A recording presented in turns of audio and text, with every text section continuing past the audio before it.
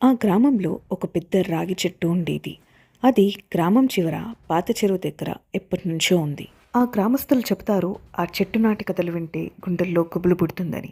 పగటిపూట అది సాధారణంగా కనబడుతుంది, కానీ రాత్రిపూట దాని కొమ్ములపై నల్లటి నీడలు కదులుతాయి అని గ్రామస్తులందరూ అంటూ ఉంటారు. 50 ఏళ్ల క్రితం అక్కడ ఒక స్త్రీ మరణించింది. ఆమె పేరే సీతమ్మ.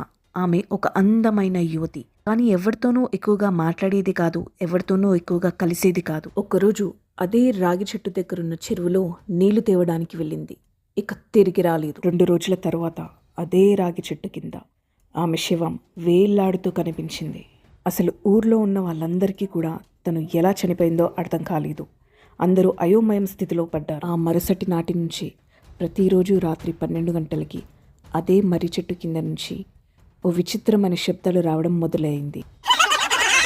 దాంతో ఊరు వాళ్ళందరూ సాయంత్రం వేళల్లో ఆ చెట్టు దగ్గరికి వెళ్ళడమే మానేశారు. కాలక్రమేణా చెట్టు దగ్గర రోజు రాత్రి 12 గంటలకు తెల్లని చీర వేసుకుని ఒక స్త్రీ కనిపిస్తుందని పుకార్లు మొదలైంది. కొందరు ఆమె కళ్ళు రక్తంలాగా ఎర్రగా, జుట్టు పొడవుగా, ముఖం అర్ధ చీకటిలో దాగి ఉంటుందని చెప్పారు.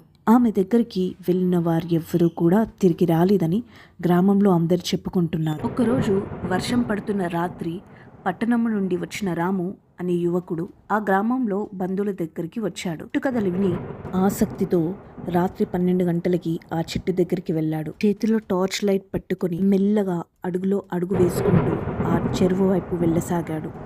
సడన్గా తన చేతిలో ఉన్న టార్చ్ లైట్ ఆగిపోయింది. ఎంత ప్రయత్నించినా కూడా అది వెలగడం లేదు. ఇంతలో ఒక విచిత్రమైన శబ్దాలు వినపడసాగాయి. తను వెంటనే వెనక్కి తిరిగి చూశాడు. ఏదో ఆకారం తన వెనుక నుంచి పరిగెత్తినట్టు అనిపించింది. ఆ చీకటిలో ఒక భయంకరమైన శబ్దం వినిపించింది. రాము మెల్లగా తన తల తిప్పి వెనక్కి తిరిగి చూశాడు. చెట్టు కొమ్మల మీద ఒక తెల్లని చీరలో ఉన్న స్త్రీ ఊగుతూ కూర్చుంది. ఆమె జుట్టు వర్షంలో తడిసి ముఖం కనిపించకపోయినా పెదవులు చిరునవ్వుతో కదిలాయి. రాము గుండె బలంగా కొట్టుకుంటుంది. తను వెనక్కి తిరిగి పారిపోవాలనుకున్నాడు, కానీ తన కాళ్ళు అక్కడి నుంచి కదల్లేదు. ఒక్కసారిగా ఆ స్త్రీ కిందకు దూకి నేల మీద తన పొడవాటి గోర్లు గీసుకుంటూ తన దగ్గరికి నడిచింది. ఒక్కసారిగా రాము టార్చ్ మళ్ళీ వెలిగింది.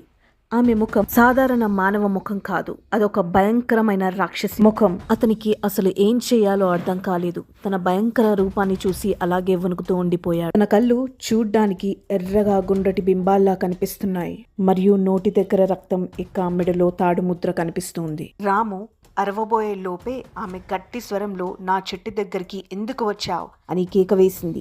ఆ శబ్దం చెరువు నీళ్లలో ప్రతిధ్వనించింది. రాము ఆ దయ్యాన్ని ఎలా ఫేస్ చేశాడు అనేది మనం నెక్స్ట్ పార్ట్లో చూద్దాం.